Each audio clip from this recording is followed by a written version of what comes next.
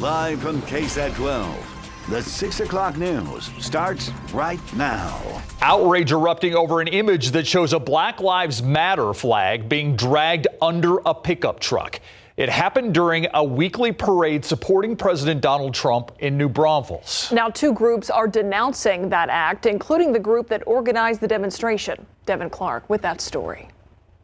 We all feel the same, that refers to all the lynching and the dragging. This is the image that has members of the Martin Luther King Jr. Association in New Braunfels calling for action and accountability. Acts like that produce ramifications that can explode into something ugly, and we certainly don't want that to happen. The screenshot captured from a YouTube video posted by the Trump Train organization has since been deleted, and the organization's founder, Steve Say, says that the person who dragged the flag is not a part of the group. Say sent us a statement denouncing the act, which in part reads, quote, "The purpose of this group is to spread the positive message about the current president. All like-minded individuals are welcome. No person, organization, or group that denigrates any other organization is welcome." The statement goes on to say, anyone that joins this organization with the purpose of spreading a message of hate is not welcome and will be identified. It's the type of accountability that New Braunfels residents who felt threatened by the image are hoping for. The line has been crossed. We need to talk. We need to figure this out before someone gets hurt. And all this type of racism, we don't need that here in New Braunfels. This afternoon, members of the Martin Luther King Jr. Association met with ministers as well as city and civic leaders of New Braunfels to talk about ways to ensure accountability. And we understand that more meetings between the organizations are to follow. Reporting in the newsroom, Devin Clark, KSAT 12 News. Bexar County Judge Nelson Wolf calling for changes after the death of Damian Lamar Daniels last month at the hands of Bexar County deputies. The deputies were called out to Daniels' home on August 25th. Daniels, a mentally troubled combat veteran, was dealing with the death of a family member and had been visited by deputies the day before. This time, Daniels had a handgun, and during a physical struggle with deputies, he was shot twice. I think overall it's a problem. I think it's a problem in dispatch. You got to remember, the family member called the Red Cross for help. The Red Cross calls the sheriff's department. We sent out some guys and it ends up, being shot. So something is totally wrong there. In a commentary released today, Wolf calls for various changes like taking mentally ill and drug-addicted suspects to a care facility instead of to jail. He also told KSAT that county commissioners would not sign a union contract with the Deputy Sheriff's Association if it did not include a civilian review board. District Attorney Joe Gonzalez re-examining whether to reopen the case of Marquise Jones. Today, his family met with the DA.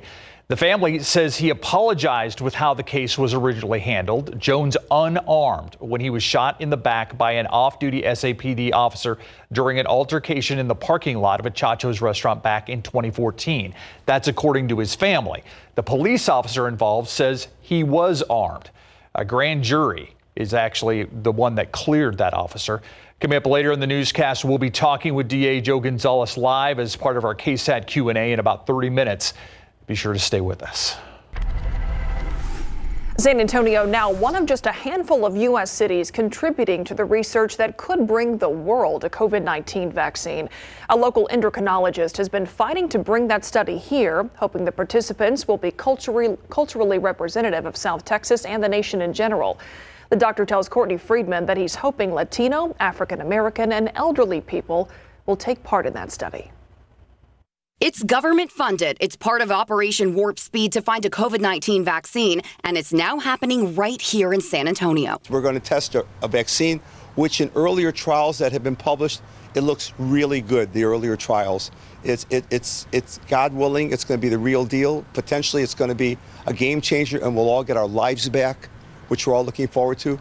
Some people will get the placebo. Some people will not. Dr. Sherwin Schwartz has worked with diabetics in San Antonio for over 40 years and is now the endocrine consultant for the Evolution Research Group. We'll take any ethnic group in, of course, but I really want to take the people who've been hurt the most by this disease. Dr. Schwartz says Bexar County is 61% Latino, of which 19% are over 55. He says 38% are obese. That's more than any other major county in Texas. But Dr. Schwartz wants participants from all over South Texas. Cameron and Hidalgo counties are being hurt more than San Antonio even. double to triple amount. To participate, you can have COVID antibodies but can't be currently infected. You can also have health issues as long as they're being managed. Stable with diabetes, with heart disease, cancer, as long as they're stable. And I want to help more people, and I want San Antonio to be part of the cure. To participate in the study, you have to be older than 18, and you will be compensated for your time and transportation. If you're interested in participating in the study or you have any questions, call the number on your screen, 210-791-0911. Courtney Friedman, KSAT 12 News. Today's the first day of school all over again, this time for students attending in-person classes. Metro Health issued a health directive encouraging school districts to not hold in-person classes until at least after Labor Day, and a lot of districts agreed. SAISD allowing 10% of students on campus. They're prioritizing pre-K through second grade, working parents, and special education students. The Northeast Independent School District had up to 5 students in each class during the first phase. Alamo Heights had pre-K to third grade students return, along with 6th and 9th grade. All of these districts are requiring face coverings for all students and staff. For a list of schools doing in-person classes, their plans, and all our past back-to-school coverage, you can head to our website at KSAT.com. The iconic Lubes Cafeterias could be no more if, as expected, its stockholders agree to the plan to liquidate and dissolve that company. The first Lubes that generations of Texans came to know right here in San Antonio. Although it was homegrown, it was later sold to a company based out of Houston. Lubes' demise predicted, but it was still disappointing for a lot of people to hear that this could be coming. San Antonio police need your help in identifying these 2 robbery suspects. These images taken from surveillance video. The robbery actually happened back on August 25th at a 7-Eleven on Southeast Military Drive. Police said the suspects accused of stealing iced tea and then threatening a manager with a gun. Police said they drove off in this white and black 2-door Dodge vehicle. If you have information, call Crime Stoppers at 210-224-STOP. Congress is now launching an investigation into the 28 deaths of soldiers stationed at Fort Hood. 2 subcommittee leaders released a letter with that announcement. The investigation will look into the leadership, discipline, and morale deficiencies said to be there.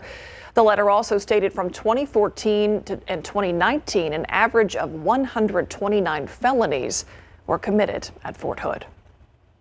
While most in-person jury trials were on hold due to the pandemic, Kendall County District Court Judge Kirsten Cahoon has seated a jury and was in trial last month. Midway through her first term, Kendall County's first elected woman district court judge admits she has a challenging 2 years ahead. Paul Venema now with a look at Cahoon's agenda, and we call this the backstory.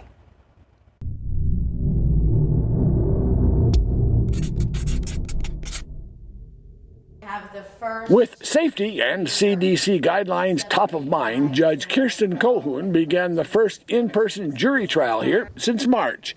She won her job in 2018 by defeating veteran Judge Bill Palmer, a gubernatorial appointee. I just ran on what I wanted to run on and what I wanted to do with the court. And I didn't think about that part. The court was created by the legislature in 2015, at which time they also eliminated several positions, including county judge. That leaves Cahoon with a challenging workload. We have a full plate. We are a busy court. And I'm going to accept your guilty plea. We have one court, the 451st. There is no separate criminal court, civil court, probate court, juvenile court. Kendall County's growth has left in its wake the perception of good old boy politics, she says. Being a woman doesn't come into play. I don't really even think of that, Paul, to be quite honest. Kendall County, and I don't think Kendall County actually thinks about that either. After all, the district attorney here, 4 JPs, and both county and district clerks are women. And finally, accomplishing her goal, she said, depends to a large degree on the pandemic. I would like to see us working harder and being able to be back in court. I just don't know when that's going to be. But today, which is September 8th, I'm going to grant your divorce. Good luck to each of you. With the backstory, I'm Paul Venema. Take a look at live cam right now. 77 degrees out there. Definitely cooled off when those rain showers came through, Adam. Oh, yeah, it did. We went from well into the 80s down into the 70s, and the rain-cooled air is nice, and some outflow boundaries out there as well. The aquifer is actually down 0.4 of a foot today, and we're about 2.5 feet below the September average. Here's a look at radar. Not a whole lot out there. You get from Three Rivers to Pettis toward Goliad, some showers that are coming to an end. A little bit of heavier rain. Parts of southeastern Lavaca County and northern Gonzales County. New Braunfels had a shower move through. And then these downpours, which originated near Elmendorf, moving northward into Candelia. And this one here, setting its sight on Fair Oaks Ranch, basically momentarily Bernie. It's basically on your doorstep here. Within minutes, you're going to get hit by that downpour, Bernie. It's going to be a quick splash and dash shower, though. More spotty, widely separated showers and storms likely to develop later on tonight as temperatures fall into the 70s. And then throughout the day tomorrow, increasing rain chances. We are expecting more numerous showers and storms, some embedded heavy downpours as well. High temperatures in the mid-80s. We do have a cold front to talk about, and that cold front is making its presence known in North Texas. Look at that, 46 now in Amarillo. We'll have a full forecast and more coming up.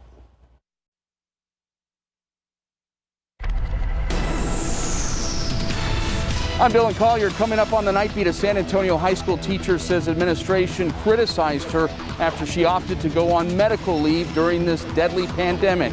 Tonight, the district defends its handling of her case and its denial of hundreds of applications from staff to work remotely this year.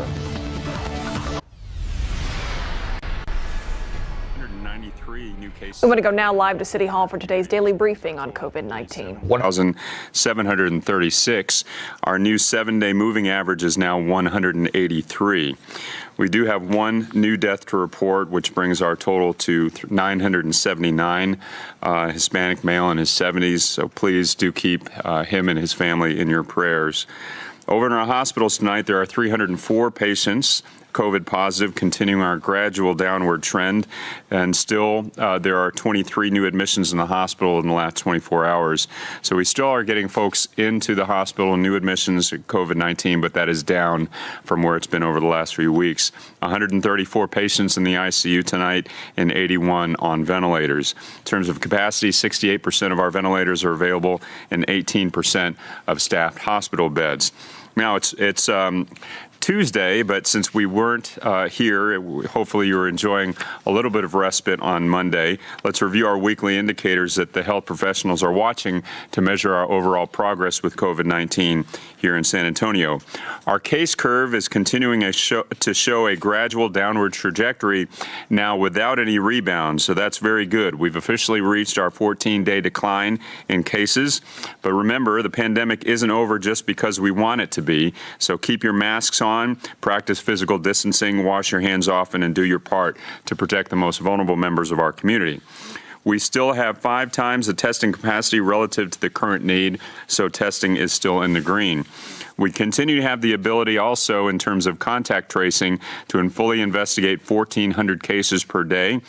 And that is a good thing because it allows us, again, to isolate infections, new infections that may occur in our community and keep them from spreading too far. Moving to hospitalizations, as I mentioned earlier, we're seeing a gradual decrease week by week. We must remain vigilant to keep these numbers on a downward trend. The number of days it takes to double the number of cases in our community is now 65. And some more new good news this week, the positivity rate has dropped to 6.7%. This drop again brings us closer to our 5% or less goal. Overall, hospital trends are gradually going in the right direction, but the overall system remains under significant stress. Overall, San Antonio's risk level is now within the safe, moderate zone.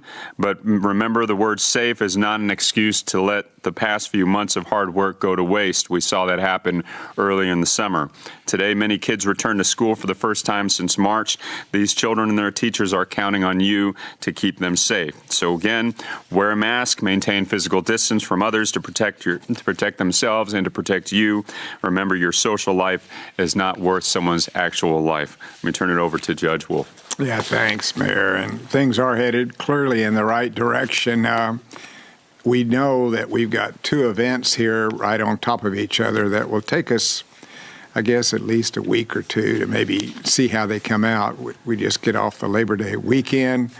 It'll take us time to see within that 14-day period whether we had any sort of a spike. I hope we didn't. We took all the precautions that we thought we could, closing the parks, and we've pleaded with everybody, even sent out an emergency alert, I think, on Friday to encourage everybody to be careful over the holiday weekend. And then we have schools starting at various times, but really many of them starting today. And we'll take a little while to see how that plays out. And so the next couple of weeks ought to be able to tell us, are we really moving along properly, or did we end up with a spike because of schools or because of Labor Day? When you look at the weekly, it really begins to really show you how much we've improved from, like the mayor said, 304, where just a week ago we had 62 more people in the hospital.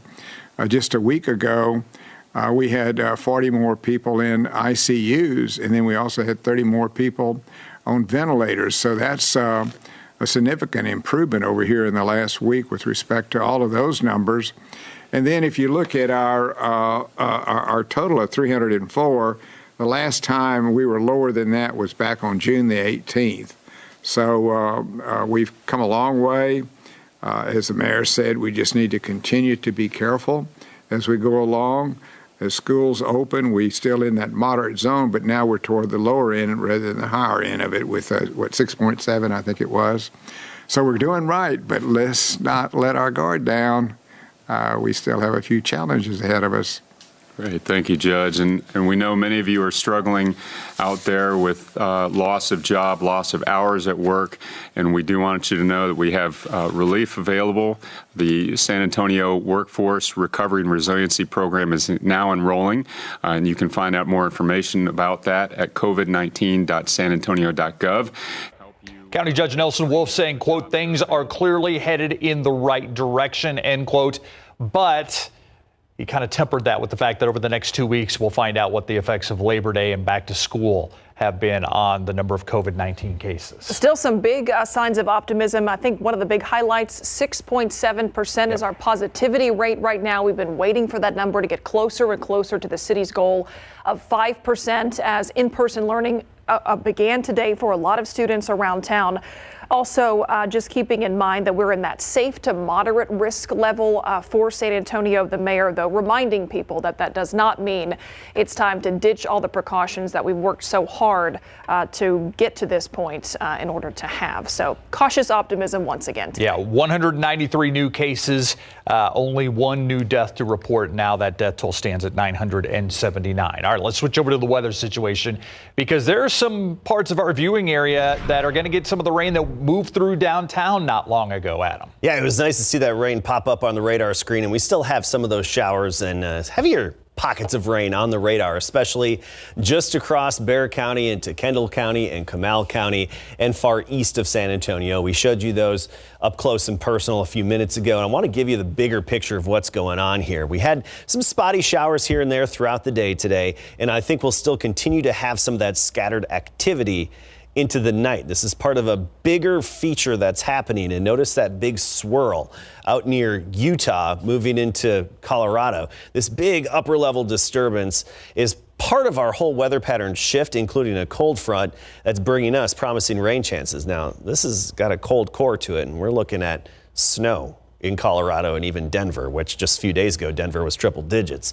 So strong cold front right now in North Texas, pushing southward, showers along it. It bodes well for our rain chances. Tomorrow, we think we'll have fairly numerous showers and storms, some embedded downpours, especially for the second half of the day, and still some scattered activity into Thursday. And our rain chances don't stop there. Another little spike on Sunday. Temperatures rain cooled in New Braunfels, 77, along with San Antonio at 77. Near 90 elsewhere.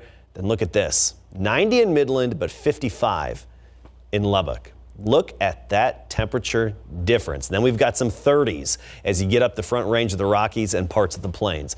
Real deal and actually record-breaking cold front. So that cooler air is going to plunge southward. Tomorrow, we're not going to notice anything really different.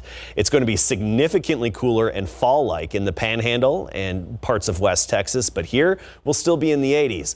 Then we get into Thursday, and that's when this cold front's likely to just get lazy and at some point decide to stall out.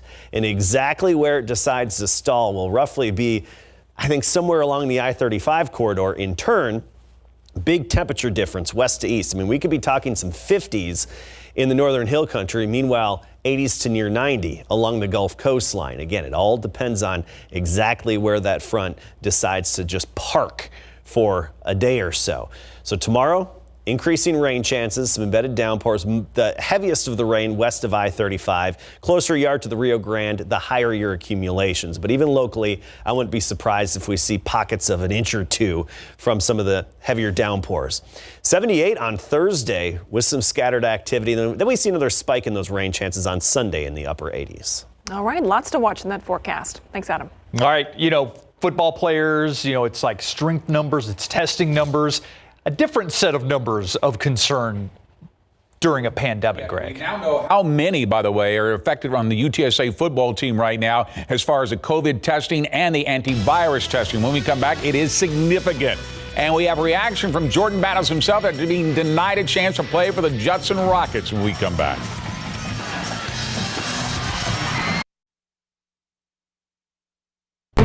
UTSA head football coach Jeff Traylor is coaching for his debut this Saturday when the Roadrunners football team kicks off their season this Saturday against Texas State in San Marcos.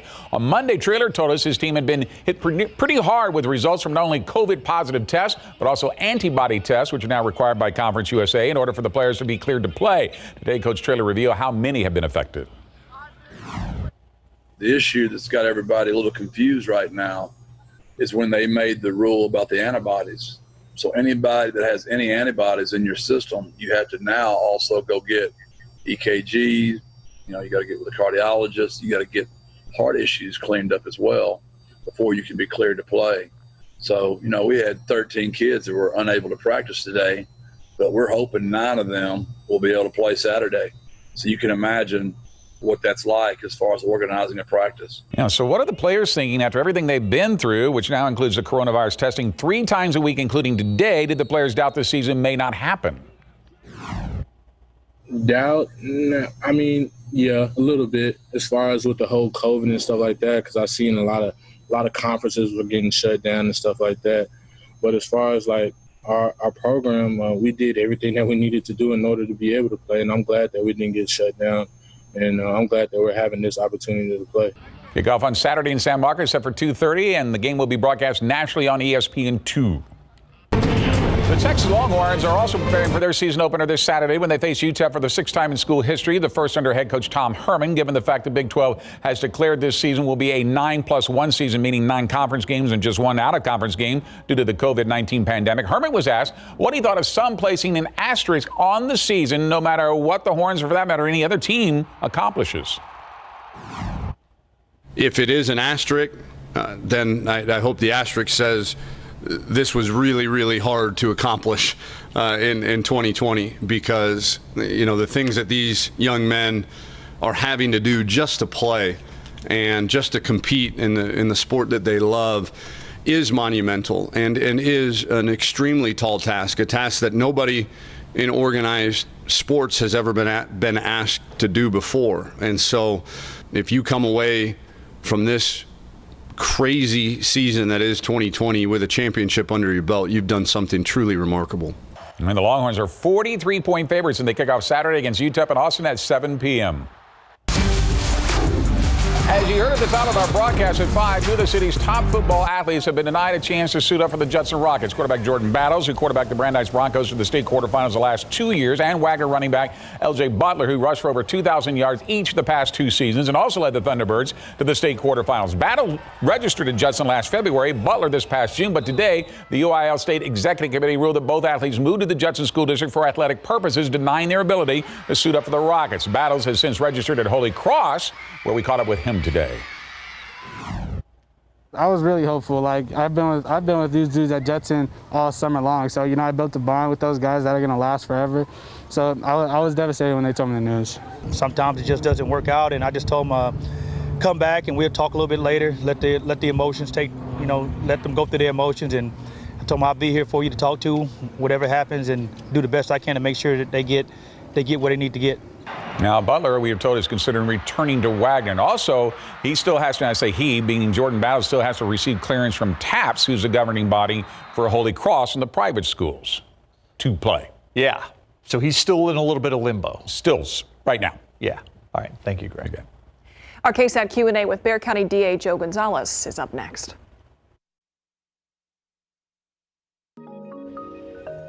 Separating the facts from the fiction out there, it's one of the reasons we do the KSAT Q&A. It lets us get a little bit more in depth in some of the subjects that are happening right now in our country and certainly in our community. And we are pleased to be joined by Bexar County District Attorney Joe Gonzalez, live from his office. Mr. Gonzalez, thank you for joining us. The big story today, obviously, you met with the Marquise Jones family. And I want to start with some clarification, because you agreed to have people in your office who haven't looked at this case before look at it again and see if there's something there, if charges should be brought forward. Is that correct? Am I saying that right? That's correct. And thank you for inviting me to be on your show, Steve. You know, the biggest challenge has been explaining the sequence of events since I came into office. And there have been some reports that I've refused to review it, refused to reopen it. And I'll say again that I have re-examined this case along with a couple of others numerous times since I've been in office. What we have recently is we've received some additional information from the Jones family attorney. And so they're requesting that we look at the additional information. I think any prosecutor should always be willing, in the interest of justice, to review whatever new information is brought to their attention. And I've committed to doing that in the past, and I'm certainly willing to do that. So that's what we're doing right now, is looking at this information that has been provided to us. And then if it amounts to what is called newly discovered evidence, something that should have been presented to a grand jury, then we'll certainly make that decision at the time. So that's what we met with the family about, is our commitment to do that. And as you mentioned, there are 2 veteran prosecutors that I've recruited to review this case, independent from my conclusions. So that's what they're doing now, is reviewing all the additional information to make a recommendation to me.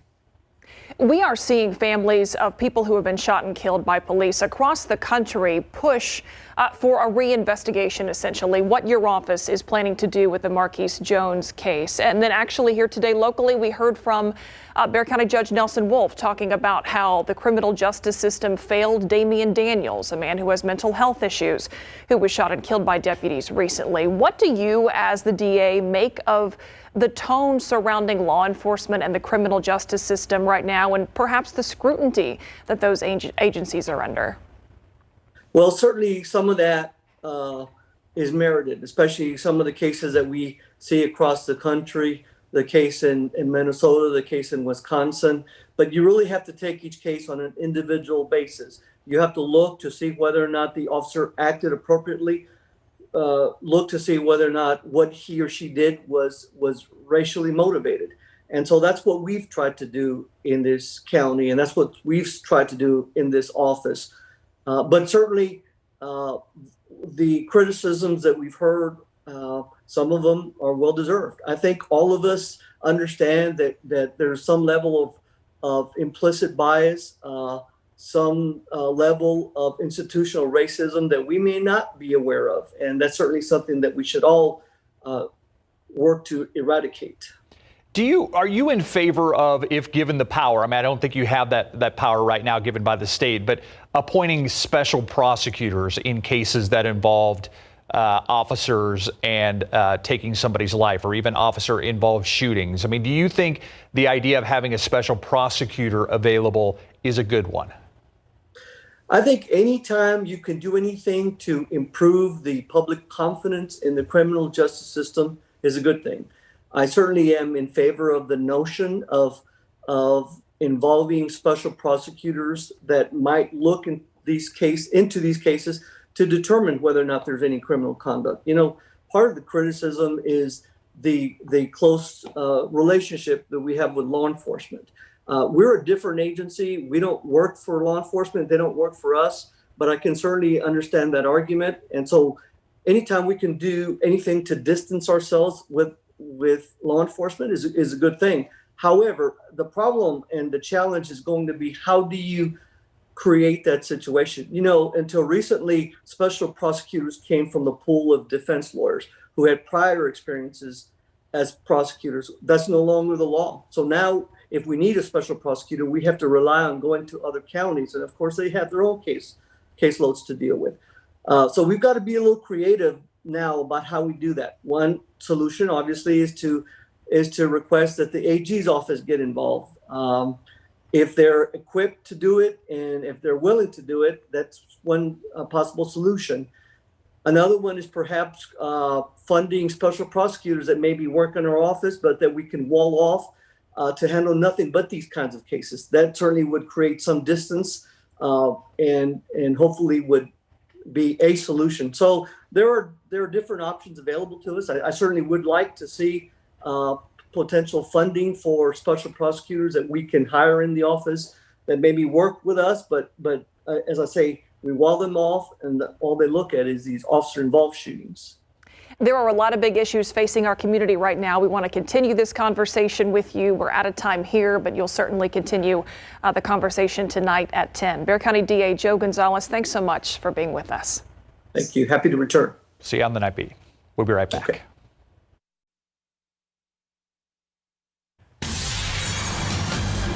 We're just days away from the next big football event in Texas, which is bittersweet for fans amid the pandemic. As sports venues are beginning to make plans to reopen for the first time, doctors are watching to see which sports tend to spread the coronavirus.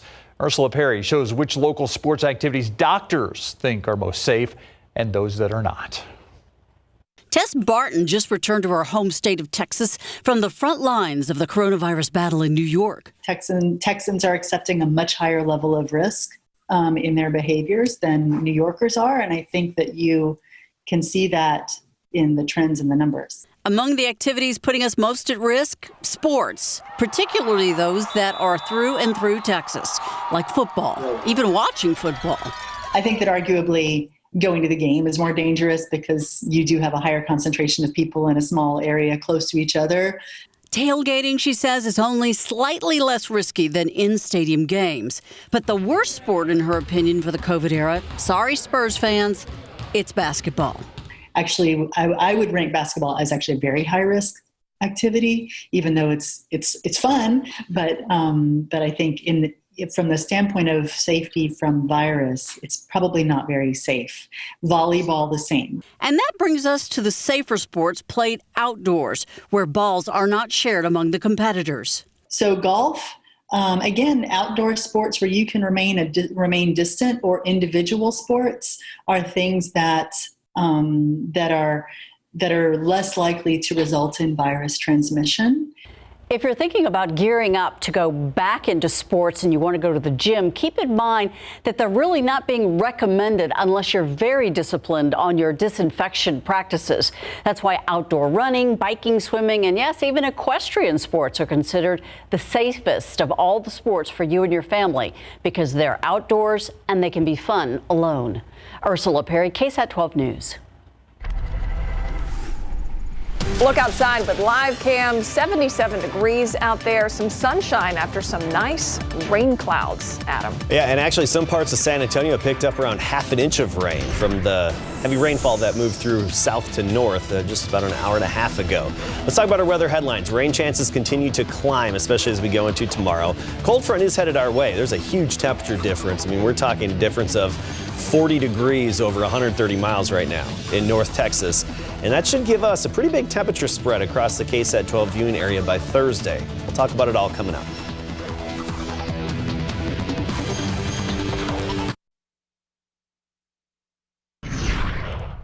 Parts of the area saw some good showers earlier this evening, but chances not over yet, Adam.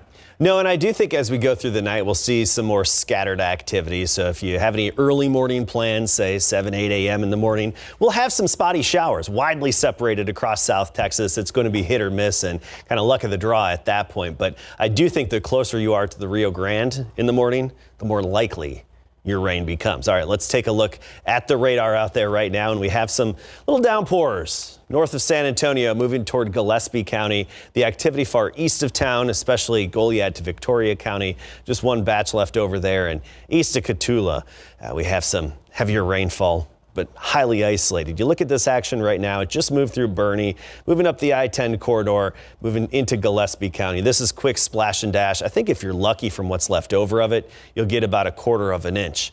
And even near Del Rio, just a little bit of activity, but not a whole lot there. Otherwise, partly cloudy. Let's talk about the overall weather pattern here. Big upper level low causing snow in Denver. Okay, you think, yeah, Denver, snow. The last time they had September snow was back in the mid-90s. Okay, this is very early season, record-breaking cold air plunging southward. Denver was just triple digits 2 days ago, and now 30s and accumulating snow. So that's part of the upper level profile. Then we also have the surface cold front moving into North Texas now. That's plunging southward. And a combination of factors is going to be enhancing our rain chances. And our futurecast really lights up. You notice even before sunrise tomorrow, widespread rainfall, San Angelo down toward Del Rio. Again, the higher likelihood in the morning will be closer to the Rio Grande. Then we get into the midday and afternoon, and we'll likely have some development near San Antonio or even in town. But I think our chances locally along I-35 will be for the second part of the day on Wednesday. And then even on into Thursday, some scattered activity. Now here's a look at the rainfall potential from the Weather Prediction Center. And they have, as expected, the highest accumulations closer to the Rio Grande. Parts of Valverde County, this could be a huge drought-denting rain, even into the hill country as well. But the farther east you go of I-35, the less we're expecting. Now, here in San Antonio, they have us in the very light end of precipitation. I don't agree with that because I do think all it's going to take is a couple of downpours, which are likely to really rack up some rain quickly. I mean, we could see 1 to 2 inches over a brief period of time in parts of San Antonio. So cross your fingers for tomorrow. Temperatures right now 70s, New Braunfels and San Antonio both at 77. We have a rain cooled air. Meanwhile, near 90 elsewhere. Oh, look at the drop though. Amarillo at 44, Lubbock 55, in Midland at 90. Huge temperature drop. This is like a November cold front that we would typically start seeing creeping in, but instead it's happening in September. And look at the 30s and 40s farther behind that front. So temperature-wise, it's going to get tricky. Not tomorrow. Tomorrow, we're still expecting 80s. That's here in South Texas, but then 40s up in the Panhandle, right? And then we've got the cold front that's going to slow down, get sluggish and lazy on Thursday. And it's going to come down to a matter of miles in terms of your temperature at your house.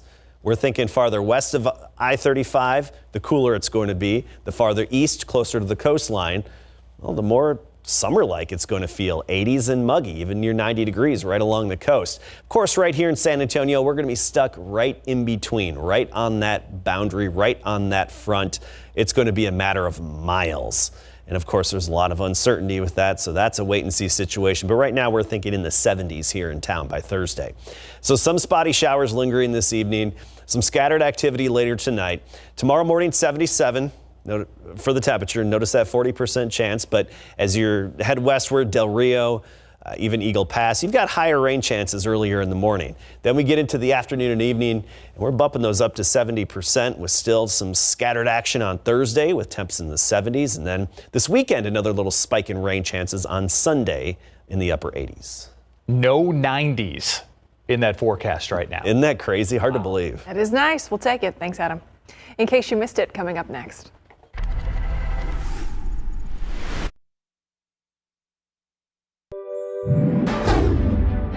Up and Adam, back to work, back to school. Good morning, everybody. It is Tuesday, September 8th. New this morning, police looking for several suspects. They say robbed and stabbed a man overnight. It happened at the 300 block of Hollenbeck around 11 last night. That's near Quintana Road at Bynum on the southwest side.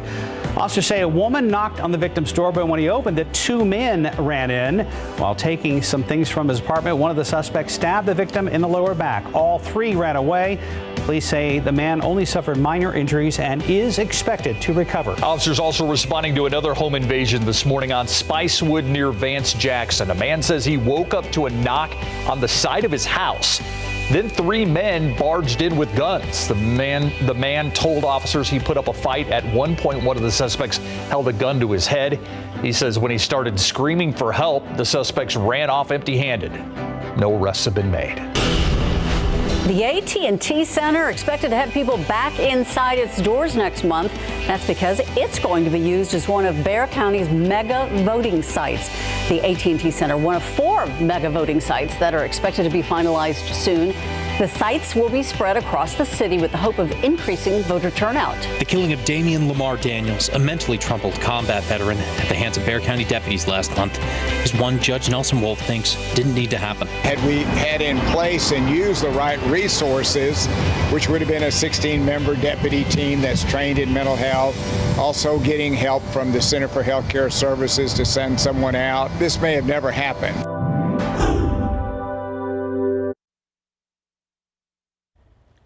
Just some widely separated activity on the radar screen, but a few folks getting downpours. Some heavy rain moving toward Fredericksburg and especially along 290 east of town, and then along I-10 between Kerrville and Comfort.